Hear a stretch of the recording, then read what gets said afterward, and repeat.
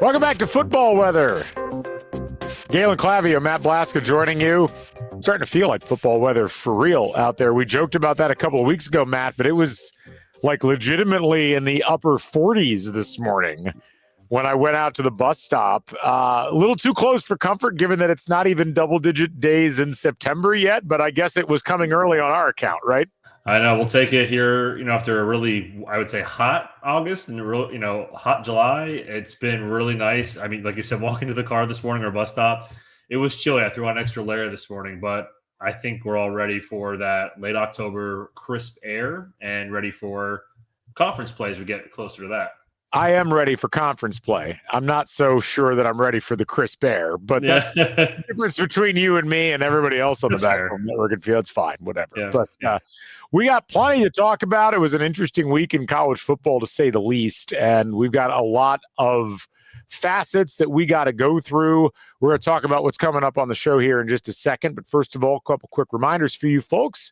We are brought to you by the Back Home Network, and the Back Home Network is sponsored by Homefield Apparel, your place to go for the finest in college fashions, the softest fabrics, the coolest designs, like this Indiana script hoodie, or what do you got on today?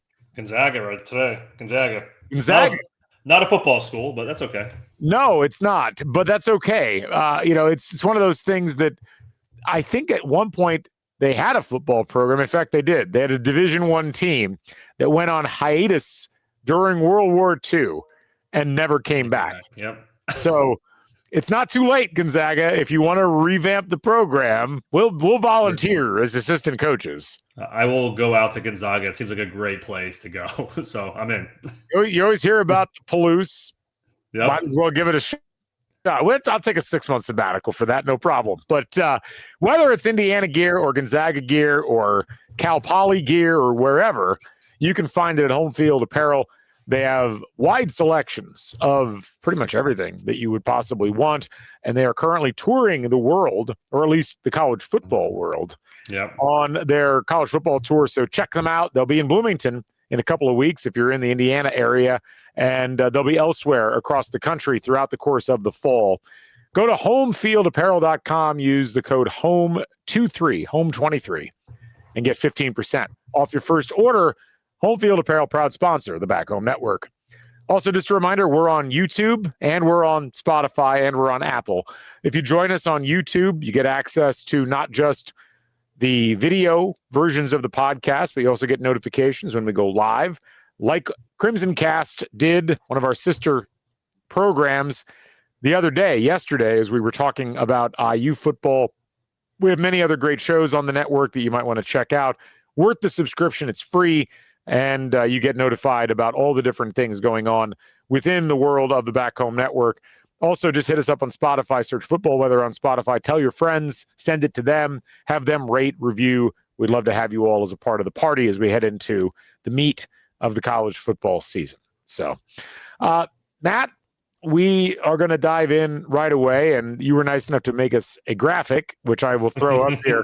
Weird Weather Day, which we're going to talk about quite a bit, as there was a lot going on this week. We'll recap what happened during week 2, talk about some problems going on in the ACC and the Big 12 that could spell doom for their ideas about being a multi-bid league in the college football playoff, either of them. Transfers, we're already starting to see some people entering the transfer portal.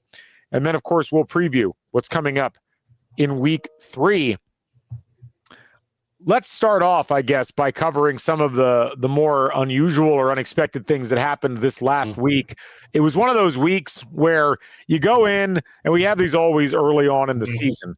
There wasn't a lot on paper to start with where you're like, that looks interesting. And yet it always works out that there's 2 or 3 games, at least sometimes more than that, where there's some interesting stuff going on. Yeah, we had it all over the country, right? There was only one ranked game, so that was the only game that really people were paying attention to for the most part, because there was a lot of lopsidedness expected. But then you see Clemson down 7-0. You see USF challenging Florida. You see Army challenging Kansas State. You see this SMU Baylor game going back and forth, huge leads. But then you also had all these crazy weather delays. The Hawaii game didn't finish last week. It was just a remarkable week of. I don't think I've ever seen this many delays across the country, and there was probably some impact in some of these games that certainly changed maybe the direction of the game, but certainly maybe how Clemson game finished, maybe that goes differently, or the Georgia game was probably we're probably going the other way. But again, a lot of these games had a lot of delays that caused some interesting stops and starts throughout the day. It was one of those weather weekends that also affected the NFL. We had several NFL games get delayed by lightning, but it was college football that really took the brunt of it. And it's one of those occurrences that, to some degree, we rely a lot on statistics. We rely a lot on possession data to try to figure out who's good and who's not good, because it's really a very reliable metric. And yet, whenever you get a 2-hour delay because of lightning in a game, it really junks all the momentum that was happening in the game up to that point. So, like, the Georgia game is a great example. Do we look at Georgia and say, well, they might have some problems, they're not scoring a lot against pretty bad competition? Or is it a situation where, well, when you're not playing for a while, you can't actually go out and do the things you need to do in any kind of rhythm, and it just kind of destroys everything the rest of the game? Right. Yeah. And is it just one of those games where, okay, it's raining, let's just get out of here, just get not cover the spread, but at least get out of here 28-3, 35-10, whatever it happens to be. And then on the other end, where Clemson was down going into the weather delay 7-0, and then they're down 14, and then they're down 16-0, and you were wondering what's going on here. Is it the weather? Is it Clemson? So certainly it's almost like the ultimate equalizer when you get snow for certain teams that can only throw the ball. But certainly weather delays can cause those teams that maybe are the better team and they have the more talent to sit back and relax as they're sitting around for 2 hours and don't really have the same juice they had when they first ran out of the tunnel an hour or 2 hours ago, whatever it was. So, and there was a 4-hour, 5-hour delay for the USF game, UCF game. I'll get these right eventually. The UCF game. They sat around. I've just taken to calling USF South Florida. That way I eliminate the problems in my own brain with that. Yeah. So yeah. And these are things you'll see early on in the season as they're still in the summer month, if you will, of September. And then this will change more into maybe snow games and stuff of that nature. But certainly this time of year, you get some of these games that end up being 5 or 6 hours. And as a fan, they're not great, but it does impact some of those results. And as you said, statistically, it's really hard to follow what is actually real, what is not real. I think the game we have to dive in on above all others is the South Florida game. South Florida beats Florida 18-16. Now, this is a Florida team that, as you noted the previous week, waxed Long Island University, or Long Island University, however you're supposed to pronounce it, and then turns around and loses to an in-state foe who had just beaten the breaks off of Boise State the previous week, but nobody really took South Florida seriously. Florida was a 13.5-point favorite in this game, and they just did not look right the whole time through. South Florida deserved the win, but to me, I look at this and I say to myself, there's the problems that we have seen pop up in Gainesville continue to pop up unabated. It's been multiple coaches. It's been multiple eras. They get outgained 391-355 by South Florida in this game. They lose despite having an almost 10-minute, or I guess 9-minute advantage in time of possession. And you get right down to it. They played just well enough that they probably would have won. In fact, South Florida, despite winning this game, barely jumped in S&P Plus or FPI because it wasn't that impressive of a victory on paper. Florida, you could argue, loses because of a breakdown in discipline, which is, of course, what got the last coach fired, essentially, a similar kind of thing. They're not really in a financial position that they can just fire Billy Napier and move forward. It's like a $19 million buyout. And this is a Florida team that had to go through this big fundraising process, from what I read, to even get NIL money to effectively go out and compete for players.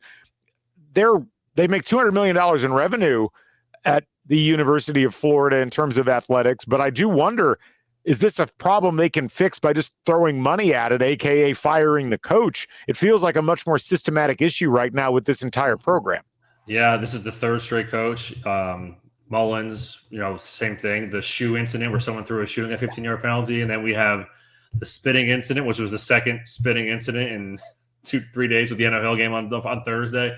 So yeah, it's just they looked undisciplined, and there's the same problems Florida was having last year. As good as DJ Lagway is, it just seems like there's this lack of discipline, lack of fundamentals across the board. The same thing that's hurt them last year and the year before. And I know they recovered at the end of last year and played really well down the stretch.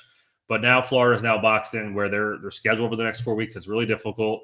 And as you mentioned, they don't have the resources to just buy out of this one. They don't have a president still. Yeah, people forget about that, but they lost the president that they hired because of the state board of trustees. So go read about that story if you haven't read about it yet. It's bizarre. Sorry, go ahead. No, yeah, it's a crazy story, and it's not good when your AD Scott Strickland has to come out and give a vote of confidence today, or it was today. Billy's our coach. Everything's going to be fine. It's week 3, and they have a big game against Miami coming up.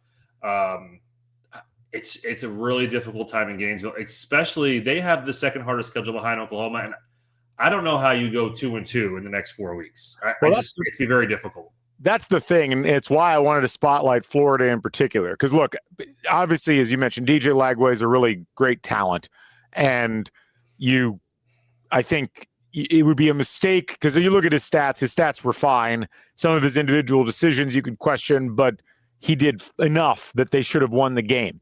But they got to go to LSU. They got to go to Miami. They got Texas at home. They got to go to Texas A&M. And you get past that, and they still have to not host Georgia. They'd play Georgia in the cocktail party. They got to go to Kentucky, which is not going to be a walkover. They got to go to Ole Miss. They got Tennessee at home, and they got Florida State at home. I think they're a good enough team. They'll probably beat Mississippi State. They'll probably beat Kentucky.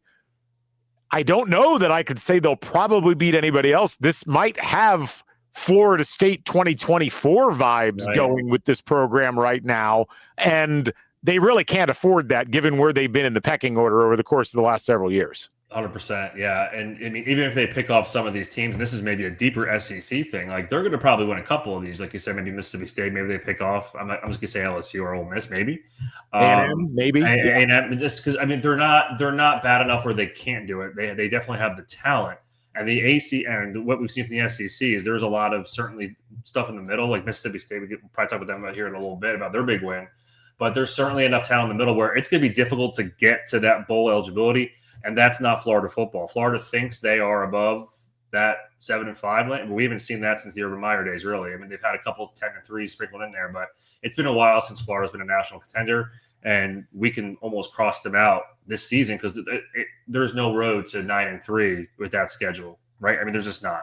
No, I mean, I think we can probably eliminate them from playoff contention at this point, unless they come out and beat LSU in the next game. Then you're back in the mix. But you starting 1-2 with the rest of that schedule, it feels statistically impossible, which is an interesting move. It'll help some other teams. Like I could see that helping A&M. I could see that helping Tennessee because those were games where you were like before the season, well, you can see Florida pulling those off. Maybe not now. I want to play a game with you with the remaining games that we saw, not all of them, but I want to ask you, panicked or not panicked about each of the following situations. You just give me your gut instinct based upon what we saw. Okay. Penn State's offense, panicked or not panicked. They play FIU in this game. Their defense pitches a shutout. They only score 34 points, and 14 of those came in the fourth quarter when the game was essentially kind of being put to bed. Panicked. Give me a little more context. I watched quite a bit of this game. It seemed like they were going through the motions, which is never a good sign when you're trying to ramp up for your conference schedule. You have Oregon in 3 weeks here. I was really baffled by them not putting the foot on the gas early, passing the ball. They looked really just like they were playing a lot of check down. Again, maybe things were open and they just weren't throwing it, but it looked very vanilla. And again, maybe that was it. But I'm panicked just what I saw on Saturday. Yeah, Drew Allard, 19-33 for 200 yards in that game. It was a lot underneath. They did have a good. The rushing attack was really good, but still okay. Well, all right, let's move on to the next one. Georgia generally, after the first 2 weeks, they beat Austin Peay, who's notably not in FBS, only 28-6, albeit with weather delays. Panicked or not panicked about the Dogs? I'm not panicked. Okay, let's move forward. Texas defeats San Jose State 38-7, an okay score, although San Jose State is kind of the dregs of college football. Arch Manning statistically looked like he had an okay day, but it felt kind of shaky there for a while. Panicked or not panicked about the Arch Manning experiment? I'm panicked. I watched a lot of that game. I had that in Penn State on both because the 12 o'clock hour was kind of generally vanilla. But so I watched a little bit of that one too. They scored 4 of their touchdowns in 5 minutes. Yeah. So the rest of the other 55 minutes, they only scored 10 points. They looked out of sync outside of that 5 minutes because San Jose was. I mean, they're just not good at football. They're fine, but they're not at Texas's level. I would be a little concerned. Arch seems to have some talent, but it just seems like he's still growing into the position. I am concerned about his decision-making when it comes to a big game, which we saw against Ohio State. This one, it's obviously not the same type of defense, but he did not look comfortable yet. So a little concerned. Panicked or not panicked, the Clemson Tigers offense. They defeat Troy 27-16. And of course, this is a week after losing to LSU at home. They only outgained Troy in this game 316-301. They really had to step on the gas in the second half to even get a little bit of breathing room. And even with that, they only win by 11. Panicked. What's the issue with the Tigers at this point? I don't know. It's the same thing as last year. Early on, they have maybe the second or third best quarterback in the country, at least in terms of experience, right? And I mean, they looked out of sorts. They didn't score a touchdown from the second half LSU to the second half of this game. Yeah, they didn't score their first touchdown in this game until the third quarter, and that was, they had to come out and basically drive down the field at that point, right out of the second half. So they did get it together at least at that point, but it was a weird game for them. They throw an interception. They had 2 turnovers on the game. They only committed 3 penalties. So it wasn't like they were just having a lot of mistakes. Troy had 10 penalties in the game. They just really looked discombobulated offensively.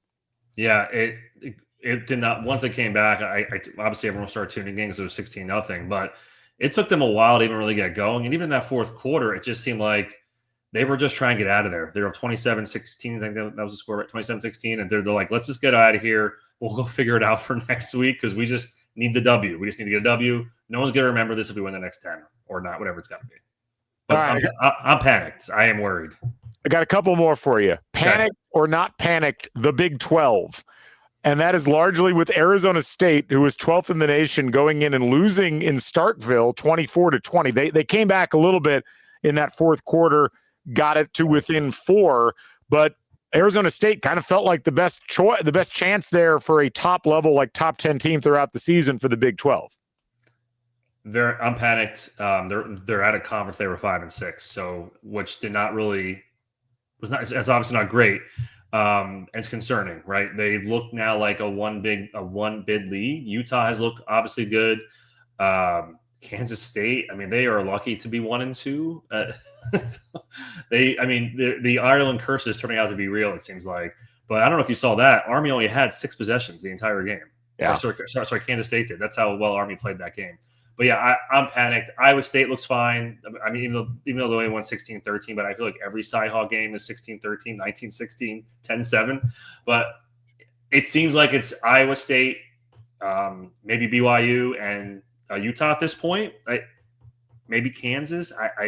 Outside of that, I'm really not sure where that middle is, and I don't know where the second team comes from.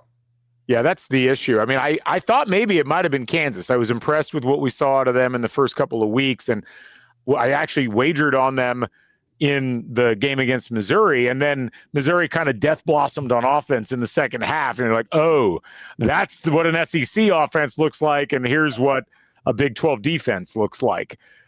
So that's a bit of a problem. Iowa State is fascinating. They are 3-0. They're one of the few 3-0 teams. They've got 2 good wins on paper and beating Kansas State on a neutral field and obviously beating Iowa at home. They're 30th in S&P Plus. They're 51st in offensive efficiency. I mean, they have not been, shall we say, analytics darlings thus far because they haven't played that well. They just happen to win games. They've gotten some bounces that have gone in their favor. I do worry about them because it just feels like a run of luck that is likely to, I mean, even that Iowa game, Iowa could have won that game. It wasn't like Iowa State had that salted away. The real benefit, I guess, for Iowa State at this point is that they really avoid having any tough road games with the exception of, I guess, traveling to TCU. Yep. Their toughest games the rest of the way, BYU's at home, Arizona State's at home, Kansas is at home. So this is a team that I think, as you said, is probably their best bet at this point moving forward. But that's a rough set of circumstances out there in the Big 12 right now. Yeah, I mean, and you mentioned TCU. I forgot about them. They came off that North Carolina win a week ago. They could be in the mix. We don't know enough about them. We don't know enough about them yet because we've only saw. I don't think they even played this week. Right? They only played last week. So, that's right. Yeah, they were off. Yeah. The last one I'll ask you, back to the SEC, panicked or not panicked, Texas A&M's defense. Oof. Because this is a really interesting thing. They're 2-0, but they gave up 24 points to Texas San Antonio, who we've learned is not good. And then they gave up 22 points to Utah State, who we knew was not good. Now they scored 42 and 44 points, so they're clearly able to score. But man, that's a lot of points to be giving up to lower tier FBS teams at this point in the season. Especially when you had an SEC play. And I know we just mentioned Florida, but that's a game Florida could pick them off. I mean, Florida's offense does not look good early on here, but yeah, A&M it's been puzzling. It's interesting because Elko is usually a pretty good defensive coach. And so far it has not bear any fruit these first two games. Utah State was really puzzling. And then who was it to this week? Was it Utah State? It was Utah State this week, UTSA last week. Yeah. Utah State. And so, and it just seems like they're maybe still figuring things out. Maybe that's their hope, but that's not a good look to get your season started. I am certainly panicked for the A&M Aggies. I feel slightly vindicated since I was much further down on the Aggies than you were when we started the season. But we'll see. It's a long season. Maybe they'll put it together. I wouldn't shovel dirt on them yet or anything like that. But before we take a break, real quick, let's check out how FBS conferences are doing against other FBS conferences and Power Fours. I'm going to go to hold on a second here. We've got to, there we go. I had to get the screen share going. There, well, that's not very visible. Let me zoom in a little bit on this for those of you who are watching. So our friends at CFB TXT, very simple looking website. Thank you to Taylor Lehman for letting me know about this. Overview of all FBS conferences thus far. SEC teams so far 19-3 against the rest of FBS outside of the SEC and 8-2 against the Power Four. Big Ten 23-5, 5-3 against the Power Four. Big 12 12-8, as you mentioned, 5-6. The ACC 10-10 against FBS and 2-9 out of conference against the other Power Four conferences. That's not good. That's a real bad sign for the ACC, especially. But the Big 12 also not looking great. Well, then the ACC, their two wins are Florida State over Alabama and Miami over Notre Dame. So they have these two really big wins, but the rest of it is certainly not very good. I was just doing a quick look. So there's not a lot of out-of-conference games left this year. So the only other ones is Pitt, West Virginia this weekend. And UNC, UCF for the ACC, and then all those Notre Dame games they played BC, Pitt, Houston, Stanford. It's not going to get better. There's a good chance they maybe win one more of those, but they're very likely to go 3-14, 3-15 against the Power Four, which is not going to help you to get more than one bid, especially after the performance by Clemson. We'll have to see what Miami does, but Notre Dame is not going to help them because they're going to be beating those teams. So that's not help the ACC get better. And if those ACC teams do beat Notre Dame, it doesn't help them either because it means Notre Dame's not good, right? So they're in a predicament where they're going to, the same as last year, they needed a Clemson 56-yard field goal to get that second team. It's not happening this year unless we have the 11-1 Clemson versus 12-0 Florida State in that championship game, and then you need probably Clemson to win. But that's where they're at. I mean, or I guess Florida State too. Sorry, I didn't mean to minimize Florida State, but that's where they're already at. It's already week 2, and I hate to say that the Big 12 both these conferences are one big leagues at this point, but just how the out of conference, it's a really small sample size, and that's what these committee members are told to look at in terms of strength of schedule. It's not good that there are 2-9 and 5-6 respectively. It's bad when you only have one more out of conference win against the Power Four than the MAC does. I guess it's generally a bad sign for your conference. It's interesting.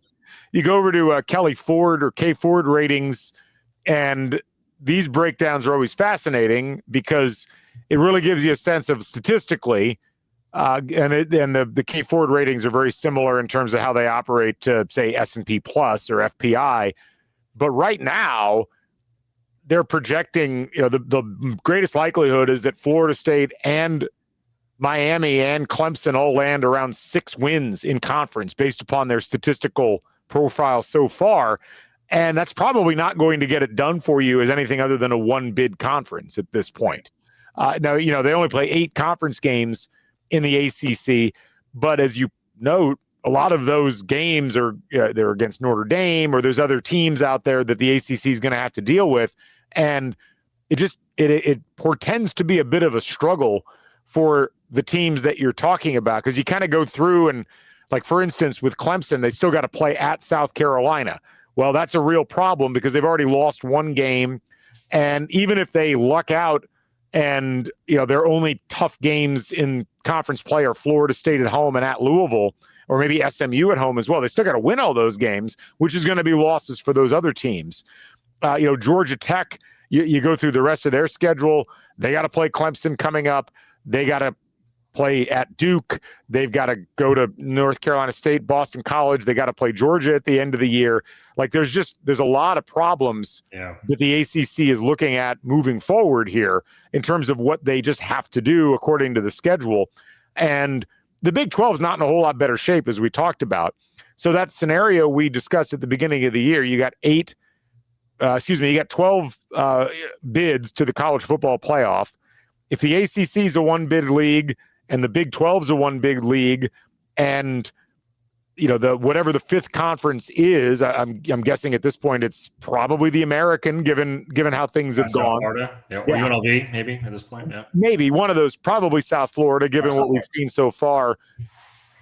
I mean, that really paves the way, especially if Notre Dame doesn't go undefeated the rest of the way, and if they lose, for instance, that game to Texas A&M, the next game that they've got, like, you're talking about a potential, like, 4-bid SEC, 5-bid Big Ten, or vice versa, because Notre Dame wouldn't be there to take that extra spot. And it doesn't look like any of these other conferences are really legitimately in the position to spit up an 11-1 or even a 10-2 team who's going to have the resume to compete for a playoff spot. Yeah, if we really, I think we've already narrowed the window down to what you said, 5 schools in the ACC, right? If we're saying it's Florida State, Miami, Clemson, SMU, if they get everything right. I mean, Georgia Tech, I think, probably is in a better position right now than SMU, just because when you think about the way that all of this lines up, Georgia Tech, if they lose, first of all, if they beat Clemson, that puts Georgia Tech in a great position, but it kind of eliminates Clemson at that point. Yeah, right. Because, I mean, it seems implausible at that point, given how they played so far, that Clemson would run the table. But if Georgia Tech loses that game, then they can't lose again. And that includes probably having to beat Georgia at the end of the year to boost their resume, because they don't have anything else on their resume against teams that are even remotely in competition for a playoff bid. Miami had a great win over Notre Dame, but they've still got to go to FSU. They've still got to go to SMU, and then they'd have to play whoever they play in the ACC championship. There's just a lot of little things like that. Miami feels fairly like, if they can make it through with 1 loss, that might get the ACC into competition for a second bid. But it's going to take a lot of things going right with a lot of these teams and not knocking each other out. SMU losing that game at home to Baylor, God, that's a killer. It's just a killer, because, I mean, they still got to go to TCU. They still got to go to Clemson. They still got Miami at home. They've got Louisville at home, who's potentially going to be a spoiler or maybe even a contender. God, it's rough. It is, yeah. I mean, and with the Big 12, they've had more Power 4 wins. The ACC has the bigger ones right at this point, and that, as you mentioned, the Baylor one is really big, because if you flip that, then you look, they've won 3 of their bigger games. Yeah, Baylor is 0-2, but Baylor had to play 2 tough games. Maybe Auburn looks a little better than we thought, and they would have lost to SMU. But now with SMU that loss, now they're in a run the table situation. And as you mentioned, Louisville, they look pretty good on Thursday night. They lost late in that game, or sorry, they won. So they won late. They got it going late. I'm sorry, wrong game. But it's okay. Louisville, yeah, I know. So much football this weekend. A lot of football. Yeah, I mean Louisville came back and they ended up playing pretty well in that second half. So they're a sneaky team, but you're right. There's very little path here for these teams, especially like for their SEC, for the ACC teams that play SEC teams late in the year, like Clemson, who plays SC. They may need those games if there's going to be an at-large bid. Florida State, maybe not Florida now, but they're going to need those games if there's going to be an at-large potentially if they happen to drop a game here or there. So we're looking at a scenario that they not only have to run the table, but also maybe beat an extra SEC team at the end. When we come back, we're going to unleash our first largely fleshed out merit poll. We had mostly similarities and a couple of glaring differences. We'll explain that poll again. The poll is just me and Blasko talking about things. But hey, that's more thought than gets put into some of the actual votes, it seems like, from the AP. But we'll talk about that, and we'll preview week 3, all coming up right after this. Hoosier Nation, are you tired of the same old takes? Say hello to Crimson Cast, the podcast that actually knows IU sports. Hosted by Galen, Clavio, and Scott Caulfield, they serve up sharp analysis, real talk, and just enough sarcasm to keep things interesting. Game previews? Check. Instant reactions? Double check. History lessons that make even our losses worth remembering? You bet. So whether you're tailgating at Memorial Stadium, pacing around Assembly Hall, or just avoiding Purdue fans, Crimson Cast has you covered. Search Crimson Cast on Spotify, Apple Podcasts, and YouTube, and join the conversation today. Welcome back to Football Weather. Halfway through the show, what are you laughing about? First time I've seen it, I guess. That's really good. It's a nice ad. Scott did it. It's really good. Although it was funny because I mentioned Football Weather. I think it was to him, and I don't think he'd heard of our show yet. Oh, so come on, Scott, pick it up. He's a busy guy. I mean, I get it. You're touring distilleries and wineries for purchase. It's tough to keep up on all the podcasts, I'm sure. Yeah, those Westfield vines are tough to get away from. It's pretty wild. Anyway, let's dive into the first merit poll. So again, this will look wonky, I think, for a couple of weeks. I was actually surprised at how similar a lot of our votes were. But essentially, the idea here is we try to take what has actually happened on the field thus far most into account without necessarily building in what we think do we think this team is better than they are? Now, there is still some of that. Like, it's not a complete abandonment of, well, maybe they played worse or better than they did. But for me, at least, a lot of going through, looking at results, tabulating who the results are against. For instance, I don't really give much credit at all for beating FCS opponents. To me, it's like you can't even really quantify what that's like. Right. You just saw that with Florida. Like they beat the crap out of a Long Island, and then they clearly were not nearly as good as they looked in that game. So let's go ahead and dive into this, and let's see where we landed. And as we see, we both have Ohio State number 1. Despite the panic a bit about Arch Manning, that's still a really good defensive team. Texas is really good defensively. Feels like the best win so far on the year. And it's interesting because we had a lot of people on the national scene complaining that LSU actually had the best win, winning at Clemson. Hard to claim that now, given how bad Clemson looked in that game against Troy. Took a little bit of the shine up, but you had LSU number 2. Yeah. I had LSU number 4. I had FSU 2. You had FSU 3. You had Miami 4. I had Miami 3. So we agree on the top 4, maybe not necessarily in order. Yeah, it's like you said, we're still week 2. It's a little difficult to really, I still think the LSU win's impressive, even though personally I moved Clemson all the way down to, I think, 25 or maybe even 26. I moved them almost out because when you have a game like that, you don't play well. You don't just it drives me crazy. I was looking at some of the voters earlier that had Clemson still in the top 10. I'm like, what? Did you even watch football this weekend? They were by far outside of Florida, probably the worst story. It's probably the worst of any team that was in the top 10 or top 15. Yeah, and then FSU they played I forget who they even played, but it wasn't a really top team, and Miami same thing. So I did not shuffle my top 4 that I had from the previous weeks. I just didn't really feel like there was a game that really made me shuffle those, and maybe that's not fair, but that was how I looked at it. No, I think it's perfectly fine. my ranking of FSU second was largely because from a statistical perspective, Alabama still looks really good on paper. Yeah. They went out and put 73 points on Louisiana Monroe, who's not good. Yeah. But if I would be hypocritical if I didn't give them some credit for that. Where I think it's interesting is where we have 5 through 10. So your order is Georgia 5, Texas 6, Oregon 7, Illinois 8, Ole Miss 9, Penn State 10. I've got Oregon 5, Oklahoma 6, who doesn't even appear in your top 16, Tennessee 7, USF 8, South Florida 8, Ole Miss 9, Illinois 10. I'll start with the explanation on mine. Oregon has looked like I was really impressed the fact that they beat a Power 4 opponent 69-3. Now, I know Oklahoma State's got problems, but to score that many points, to put that big of a beating on any power conference team, even at home, I just think that is a really, really impressive win, and it highlights how good their offense really is. Yeah. Oklahoma is an interesting one because at the end of the day, Michigan is still really well regarded in terms of the power ratings. They were 25th in S&P Plus this week, and they really smothered Michigan. Now, I do have some questions about whether Michigan's actually good. I think you could look at Michigan's resume and say, well, they looked kind of meh against New Mexico, who's real bad. And then they really looked like they couldn't do anything in the second half against Oklahoma. They looked completely outclassed in certain parts of that game. And their offense just never really got unstuck.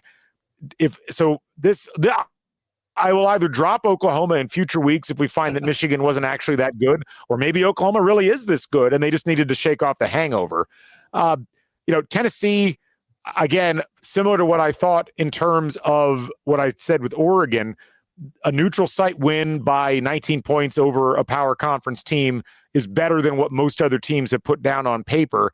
And then, of course, South Florida, I mean, you just can't ignore the 2 wins that they've got, even if statistically they aren't quite as impressive. Right. So that's kind of where my thoughts were along those lines. Yeah. So certainly Georgia was our big one here, big difference here. And so Georgia, while they haven't played anybody, it's probably the one team that I and maybe it's not fair, but I do give them the benefit of the doubt. And it's not for the reason. I think they're very good, and they look good in week 1, and they certainly look good before the rain delay or the rain delay. We'll be that as it may. Georgia's the one team I am a little bit building off last year. Texas is number 6 because I still think they have the best loss. They still did blow out San Jose State, so for me, they deserve to be in that spot, still in the top 10 with the loss. Oregon, I text you. I thought the score was 76-3. I must have misread something. You're like, no, it's only 69-3. I'm like, oh, well, that makes a big difference. But they looked as good as they did last year. When their offense was humming. Illinois is one of the more impressive road wins of the year, 45-19 at Duke when they caused 5 turnovers. Really, there's a 6 turnover with the double number on Duke. But so I think for the most part, I think Georgia's our big one. Penn State, I believe in a little bit more, but we're close there. But for the most part, I think we're pretty close. And you're right. I mean, USF.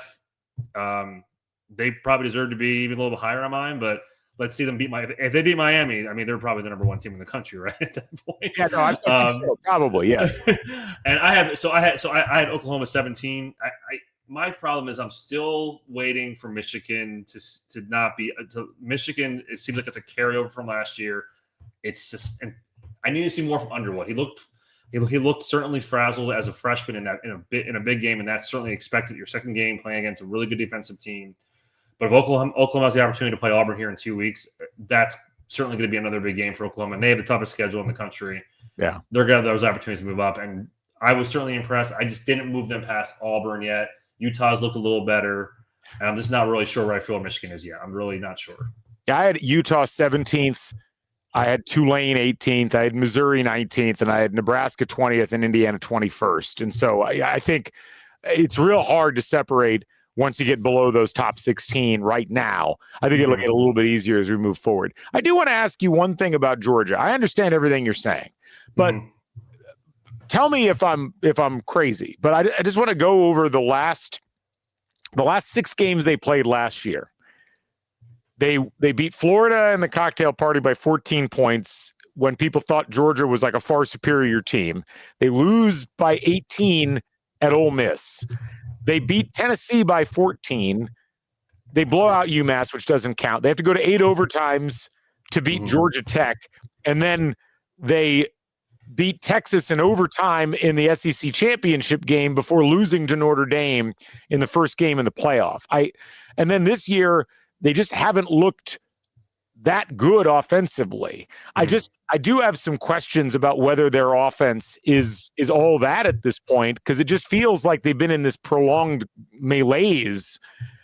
They're clearly an incredibly talented team. Yeah. They feel like ever since the first Texas win that they had last year, they've just felt a bit stuck in a way that I have not experienced with Georgia up to this point.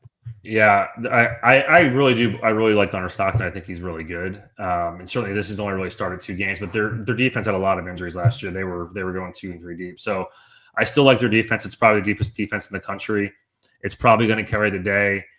To me, Georgia is, again, it's hard week 2, but so far I just feel that they have played consistent football, maybe vanilla at times, but I just feel like they are a top 5 team in the country. That's fair. Well, we'll find out, because I could be wrong. I could be wrong. Yeah. They play at Tennessee this weekend, and then they get a bye.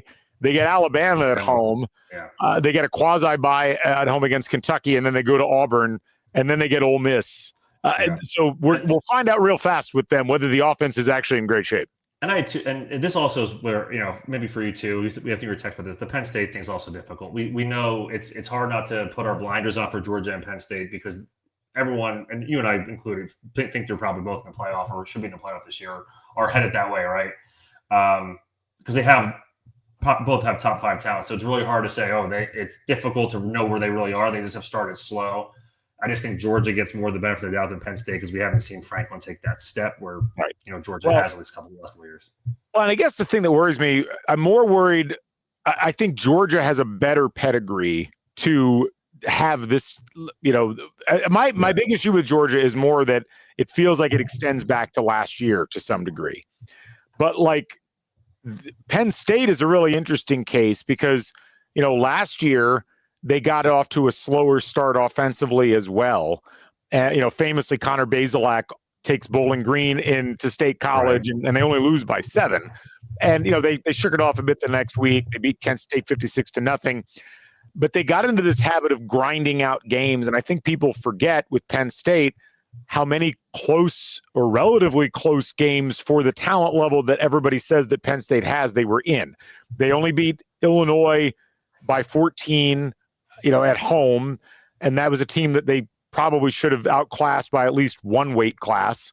They only beat UCLA, who was real bad last year, by 16. When you compare, Indiana beat them by a significantly larger margin. They barely beat USC at USC. They only won by 15 against a pretty bad Wisconsin team. They only beat Minnesota by 1 on the road. They just feel like they play with fire a bunch. And whereas with a team like we've talked about Indiana a bunch, there's a couple of other teams that fit into this category where they're clearly keeping things vanilla offensively. I think this is just Penn State's offense at this point. And they're reliant on tanking, in the best possible term, games so that they're relatively low scoring. They rely on their defense. They rely on ball control. I just don't know if that works this year, because, they play Villanova this upcoming week. Then they get a bye. And then they have to play this 99 octane Oregon team offensively. And I get trying to keep keep things down, but I don't know that you can out defense Oregon. They couldn't do it in the Big Ten title game last year. Right. And, yes, this game's in State College, but it kind of makes me scratch my head a little bit, because they still have to go to Ohio Stadium later on in the season. I don't think you can do it there either, because Texas already tried and Ohio State won that game. Yeah, I'm really curious, and I'm with you. I would love to see Oregon, or not Oregon. Let's see Penn State really just take to Villanova. I don't care what the final score is. Just do something, a complete game, both sides of the ball. But that Oregon game in 3 weeks, the 27th, is going to be, it's a whiteout. Oregon traveling east. That is the game if you're a Big Ten fan, circling that's not a traditional Big Ten game at this point. But it'd be interesting to see how Penn State matches up defensively. And then you said, after that, they also have Ohio State, which Franklin's 1-10 against, or whatever his record is. He's terrible against Ohio State. He won that one game, and that's it. That's the year they won the Big Ten with Saquon Barkley, right? Right. So, and then they play IU right after that. So those are the only 3 games. I mean, if you look there after Oregon, it's pretty bad. They got to play UCLA and Northwestern. They're playing the bottom tier of the Big Ten. Yeah. But they have to show up in these big games, and I get the sense that while you and I believe, and if I'm wrong, just tell me, we believe they're probably a top 10 team. We won't really know until Oregon, because we're not going to be able to really. We've seen this movie before, but we also never seen Franklin go worse than 10-2. I don't know if they're a top 10 team. I've been told they're a top 10 team, but as we talked about a few weeks ago, I have my suspicions about their offense. They're kind of like the super premium version of Iowa in some ways, where yes, they can score more than Iowa, but it feels like there's a limiter on their offense. It puts a ton of stress on their defense, and they deserve credit for the playoff run last year to some degree, but they also were on the razor's edge in more games than people realize. And I have my questions about whether they are actually, like, people were saying in some cases they were the best team in the country. Then they said this, it was like Clemson or Penn State. If I recall, those were kind of the 2 consensus teams that people pointed to. I think both of them have some serious question marks. Clemson because they've lost, and Penn State because against this is the other thing. The 2 teams they have played so far are among the very worst in FBS. They've beaten Nevada, who's 121st, and FIU, who's 118th. And I just wonder. And maybe I'll be proven wrong. Maybe they'll come out and wax Oregon at home, and everybody will be like, "See, you idiot! You were, I will gladly accept the lashes if that's what happens." But I've just got a little bit of an asterisk next to them right now, a little bit of a concern.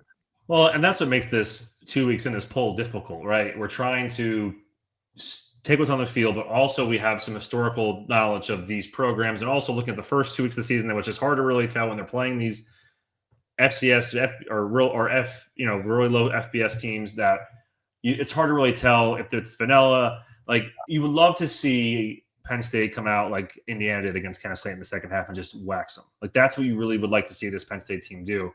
And this historically hasn't happened at Penn State. Under Franklin, they just haven't done it. So I'm curious, like you said, the game is circled for the 27th. That's going to be a really big game, obviously. We'll learn a lot about them. We're not going to learn much about them against Nova, but we would like to see them just put up 60 points and just say whatever the score is, right? Name the score. You got it. Yeah. Let's go to, in our final segment here, a preview of this upcoming week. So key games, there are, again, not a ton. This is really the last week, I think, where we don't have a full slate of really interesting games. There's a few. Clemson at Georgia Tech. It's a noon game at Bobby Dodd Stadium. Clemson with a lot to prove. 9.5-point favorite in this game, which seems optimistic, but I also wouldn't be shocked if Clemson came out and really put it together. I think Georgia Tech's good. They're 2-0 already. They have a road win at Colorado. If Clemson loses this game, then wow, talk about a reset of the entire conference expectations there. Yeah, it's a must win. I expect Clemson to come in here and play. Like, what you said, 9.5? Is that the spread? I haven't looked that closely. Yeah, I expect them to go in and I don't want to say wax them, but certainly play really well. They have to come out of this malaise, or else they're done. I mean, there's no way. And they were my national championship pick. I think I have them the winner of the whole thing. But I can't figure them out. It's been the first game they played LSU's a really good team. That was a old school, Big Ten game, 17-10. And you're like, okay, fine. I get it. LSU's defense is fantastic. But then to come out the next week against Troy and have no energy and be down 16-0 and really not get it going until the second half, it's, like I said, my panic level's high. With that said, this is the game. If we don't see even a turnaround, if it's a close game, I will be more concerned than I was this week if they don't win by at least 10 points. Big afternoon game in Knoxville at Neyland Stadium. Tennessee, ranked 15th, hosting Georgia, ranked 6th. Georgia, 3.5-point favorite on the road in this game. Tennessee's looked better offensively than Georgia thus far. This is normally a game Georgia wins. They obviously beat Tennessee last year in this matchup. What kind of chance do you give the Vols in this one? Tennessee has not beaten Georgia in quite a few years, so this would be a really big win for them. This would be like the Alabama win for them if they can pull this off. Certainly, they've looked really good. The quarterback change from Nico to Joey McGuire here has been great, and they've looked really good so far. I give Tennessee a chance to win this game. It's at home. Neyland's a tough place to play. 3 points seems about the right spread for this one. So Get in price for that game right now is $369. I think it's actually leading in the clubhouse as far as get in price for the weekend. And that's 100,000 seats, right? Like, yes. that's that. Have you been? It's one of the ones I haven't been to. I gotta go. We gotta go. It's on the list. On the list. Yeah. We'll make it happen. A couple other games of note for this upcoming week. I think probably the biggest event that's ever been broadcast on the CW since the One Tree Hill finale. Yeah. Miami hosting South Florida. Yes, this is on the CW network at 4:30 from Hard Rock Stadium. Miami's an 18.5-point favorite in this game, which this just kind of feels like one of those games where Miami screws around for way too long and it ends up being a close game in the fourth quarter. I still think Miami will win. That's a big number, though. And South Florida, I think, is clearly made from some different stuff. Miami had a great win 2 weeks ago against Notre Dame. I just wonder, after a game against Bethune-Cookman, it's hard to take South Florida seriously, even when they went in and beat Florida in the swamp. I'm curious how seriously Miami ends up taking the Bulls. Yeah, I think it helps that Florida won that game for them. Right? Because everyone's going to be talking about South Florida and them being in the top 15 or whatever. Miami should win this game. You're right. Getting off the map for them is probably a little easier than it would have been if maybe they lost to Florida last week. On the other side, if South Florida wins this game, like we said earlier, they'd have probably the 3 best wins in the country, two on the road, 1 at home. But the thing is that none of them are conference games, so they still have to go out and win the American and be that team. So we'll see. But certainly, I think I'm with you on this one. I think it's Miami in the landslide here. The American schedule that South Florida will be facing is not what I would call the most challenging of schedules. It's Charlotte, North Texas, Florida Atlantic, Memphis, UTSA, Navy, UAB, and Rice. I mean, if they can just make a good appearance in this game, you add that to the Florida win, and as long as they don't stub their toe somewhere along the way in the conference, like, it feels like they have very much the inside track towards getting the extra bid for the playoff. It's a really fascinating story. Great story as well.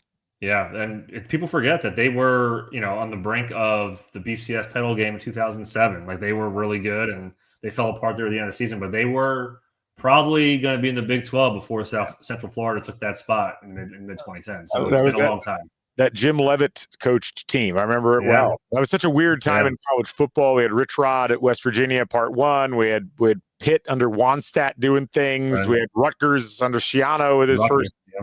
Yeah. So Kansas, Missouri were in the Big 12 and about to go. Missouri was a kick away from going to the national championship. That was a crazy year, crazy time. It really was. A couple other games to note. We mentioned LSU, Florida. We don't need to rehash that too much. LSU's a 9.5-point favorite. You feel like they're going to win that one relatively easily. Notre Dame, Texas A&M. Notre Dame 8th, Texas A&M 16th. Notre Dame a 6.5-point favorite in this game. You feel like Notre Dame would be able to win that game, or at least I do. I think. Did you pick them? You picked them to lose this one, though, did you not? I think I did. Yeah. Looking back, I think I did pick them to lose this game, but now I think they have to win this game because I had them beat Miami, losing to A&M. They have to win this game because, like we've already talked about, their schedule is not there's not another really benchmark on there that's going to put them over the top, going 10-2. They have to go 11-1. You would think a week off. They'll be ready to go. You would think that they played pretty well down the stretch in Miami. They were close to pulling that game out.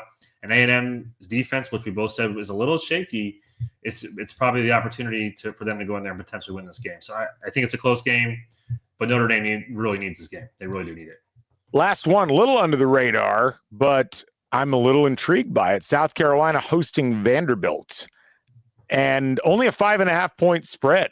South Carolina only favored by 5.5. Vanderbilt had a really impressive win on the road at Virginia Tech. And I think what's affecting this spread is that South Carolina a week earlier played that same Virginia Tech team that Vanderbilt did and did not win by nearly as impressive of a margin. And that was on a neutral field, whereas Vanderbilt went into Lane Stadium and blew out Virginia Tech.